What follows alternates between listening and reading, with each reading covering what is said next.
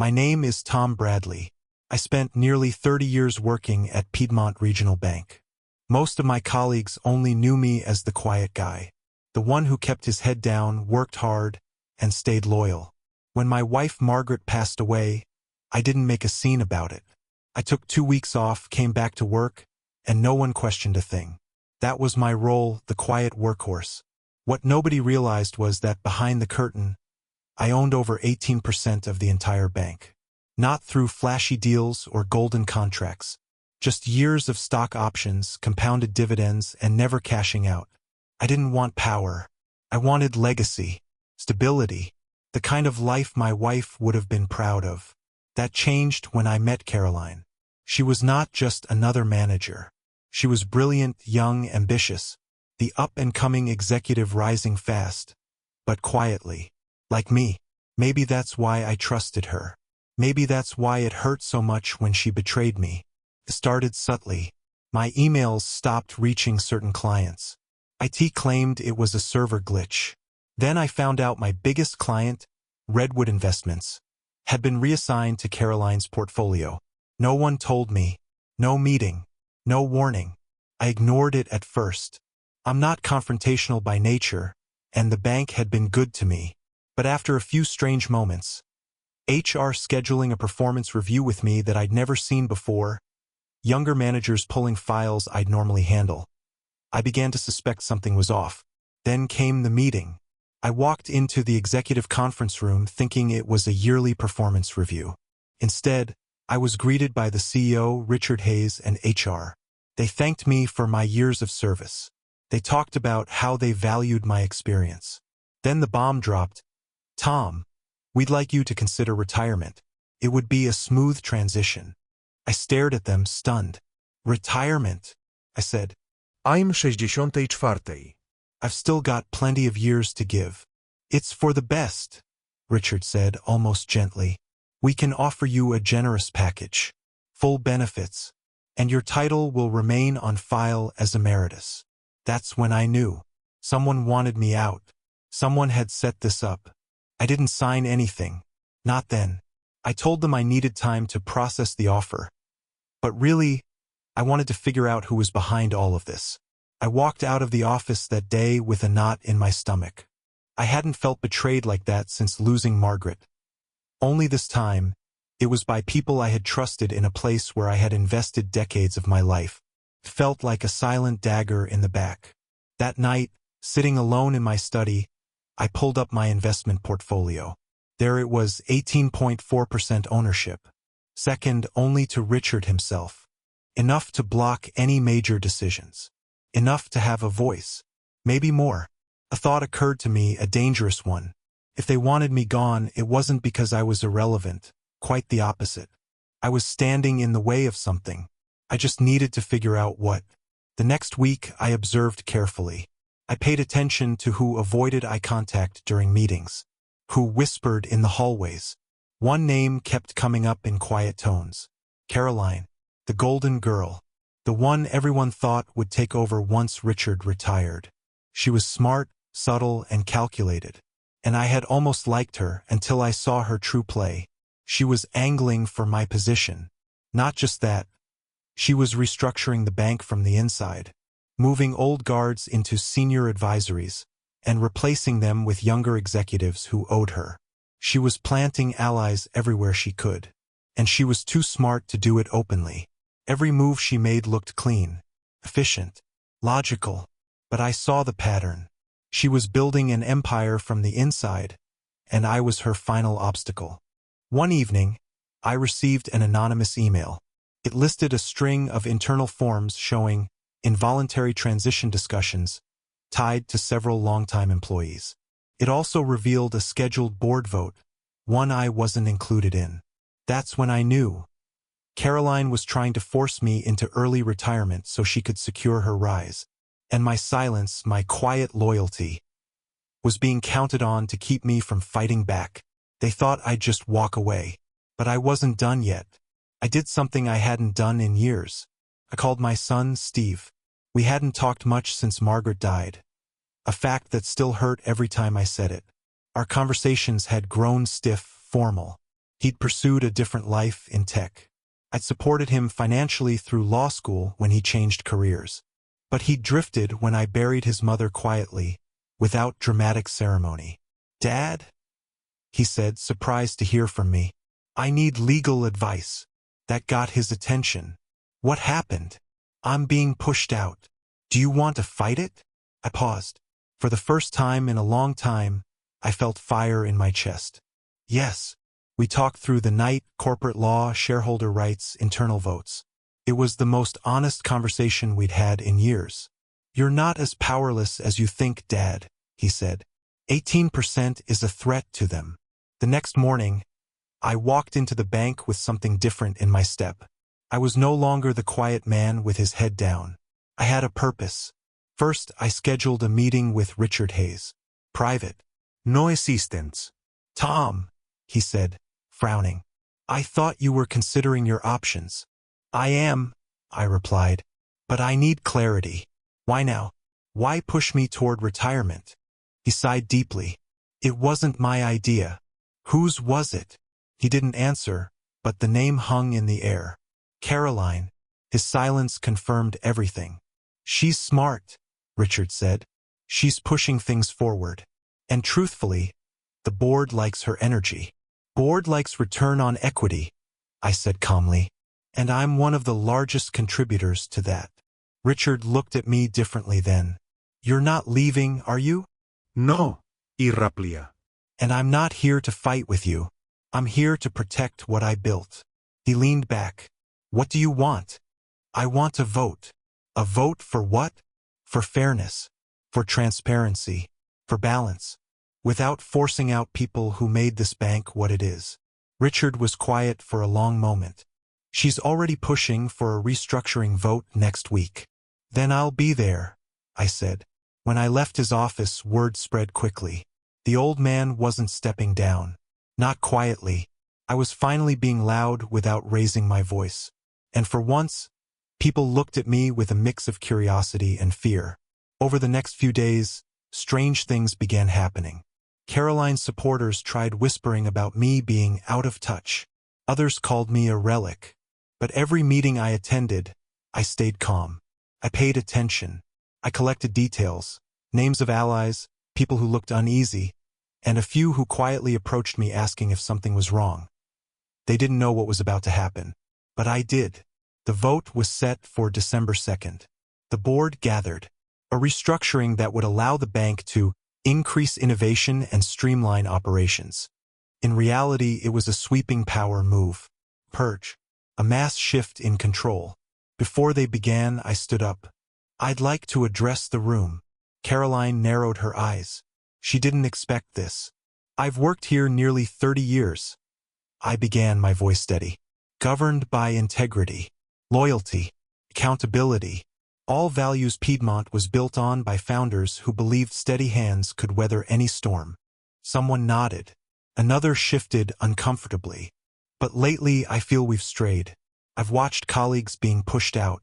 Decisions made behind closed doors. Careers ended with a signature." I turned. "And I've watched someone I once respected attempt to turn this institution into a ladder she's the only one allowed to climb." Caroline started to object, but Richard raised his hand. I continued. "I own 18.4% of this bank. Quietly, without fanfare. Not to control it, but to steward it. Today, I invoke my right as a principal shareholder to request transparency and freeze any restructuring until a full independent audit is conducted." The room exploded in murmurs. "This isn't procedural," said one director. "It is," said another. "It's within his rights." Caroline tried to smile politely, but her jaw twitched. "We don't need theatrics," she said calmly. "I structured this for efficiency, not control." I looked straight at her. And yet every change seems to take power from those who built this place and give it to those who haven't earned it. The room went silent. What happened next cemented everything. Richard spoke. "I support Tom's motion." In that moment, Caroline's game collapsed. She hadn't secured unanimous support. She hadn't neutralized the quiet ones. She underestimated one thing. Loyalty leads to legacy, and legacy outlasts ambition every time. The motion passed. The restructuring was frozen. HR inquiries were opened. And by the end of the week, Caroline's title had changed from head of strategy to pending review. She walked past me 2 days later. "I didn't think you had it in you," she said. "That's your mistake," I said. "You never bothered to look beneath the surface." That night, I stayed late in the office, sat at my desk, looked over the lobby illuminated by the quiet warmth of evening lamps. For the first time since Margaret passed, I felt her there. That old whisper, quiet doesn't mean weak. It means patient. Something had shifted, and I wasn't done yet. The morning after the vote, I received a message from HR. "Please schedule a meeting regarding your transition plan." They still thought I'd go quietly. That freezing Caroline's restructuring was just my way of making a scene on the way out. But they were wrong. I had no intention of leaving. Not when I had a chance to shape this bank's future and expose what had been slipping under everyone's noses. That afternoon, I called Janet Walsh, the operations lead Caroline had avoided working with. Janet was steady, firm, loyal, the kind of leader people relied on. "Janet," I said, "I want to work with you." She was surprised. "I thought you were retiring," she said. "No," I said. "I was being retired. There's a difference." She smiled faintly. I knew something was off. "She's been pushing people out." "Not anymore." We met for lunch that day. I laid it out plainly. Richard supports transparency, but the younger board members want efficiency, which they've confused with speed. We need a middle ground. "What are you proposing?" "A new structure. Keep modernizing, but honor the silent loyalists. And we put it in writing so no one can rewrite the script without oversight." Janet leaned back. "Caroline never saw you coming, did she?" No. "Because she only listened to loud voices. She thought the silent ones had forgotten how to speak." 2 days later, we took our proposal to Richard. He read every line carefully. He didn't smile. But when he finally looked up, "This is good. This keeps trust intact. It also keeps the board accountable," I added. He nodded. "We'll put it forward." That weekend, I got an unexpected visitor. Steve. He'd driven 3 hours from the city, popped up at my doorstep with coffee and an awkward smile. "Dad," he said, "can we talk?" I gestured him inside. We sat in the living room. He stared at the floor a long time. "Mom would have loved this," he finally said. "You fighting back, quietly, without rage. I've always admired that." I didn't say anything. The silence was comfortable. Then he asked the question, "Do you want me to represent you through all of this?" For the first time, I said, "I don't need a lawyer." He nodded. "What I need," I continued, "is someone who understands what really matters, legacy over leverage." He looked up, surprised. "So, you want me to learn?" "I want you to see who I really am, not because of power or money, but because of what your mother and I believed in. That's something you can't buy. You live it or you don't." He nodded slowly. "I'm here, Dad." That meant more than I expected. The bank drama continued quietly.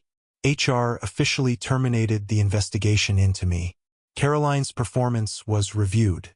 Her supporters disappeared like flies when the light switched on. She resigned, officially, to pursue other opportunities. But before she left, she asked to meet. I agreed. She arrived in a plain gray coat. No makeup. No guards. No smile. "I shouldn't have tried to force you out," she began. "That's true." She swallowed. "You earned that place." No. "I simply didn't lose it." "Do you ever doubt," she whispered, "that maybe you're holding back the world from change?" I shook my head. "Change without wisdom is destruction." She nodded softly. "I thought I could shortcut legacy." "That's your generation's problem," I said gently. "You want to build empires overnight." She left with no more words, no threat, just quiet resignation. Meanwhile, something remarkable happened at the bank. Employees began stopping me in the halls, not out of fear, but gratitude. Someone printed a comic strip of me in armor with the title Sir Bradley and the Silent Rebellion. It circulated in the department. Nobody claimed ownership, but everyone laughed. I didn't ask for respect, but I earned it anyway. The board approved the new organizational plan unanimously. Richard stood up at the announcement meeting and said, "Sometimes you need someone who knows the rules to fix the game." Then he nodded toward me. I didn't smile back. I simply placed my hand on the conference table and thought, "Margaret, we did it." A week later, I was working late, alone again. It was nearly Christmas. The streetlights shone across the bank's polished floors. I could almost hear my wife humming softly in memory. Suddenly, I heard footsteps. I turned. It was Richard. "Odd hour for a CEO," I said. He came beside me, leaned on the desk. "You know, Tom, the bank needs someone to guide this new structure. Someone with patience, experience, trust. You have people," I said. "Not like you." I raised a brow. "You want me in leadership again?" "Not just that," he said. "We want you to lead the legacy banking initiative. Officially. You're trying to keep me here." I smirked. "No," he said softly. "I'm trying to keep this bank's soul intact." I finally cracked a grin. "You think I can still make a difference?" "You already did." He left without shaking hands. We didn't need to. Some things are settled without gestures. 2 days later, I accepted. I called Steve that night. "You joining us or staying in tech?" He laughed. "Is this a job offer?" No. "It's an invitation to come home." He said he'd think about it. On Christmas Eve, I went for a walk as I always did. Felt like Margaret was smiling alongside me. The bells rang. Families gathered. The world kept moving. I stopped beneath the old town square lights and whispered, "This is for us," because legacies aren't built loud. They are built in quiet battles, fought with steady hands and a clear conscience. And in a boardroom full of polished voices, sometimes the quietest whisper is the one that makes the ground shake. They tried to silence the quiet man. But what they didn't realize is that the quiet ones carry the loudest truths, and we speak them when it matters most.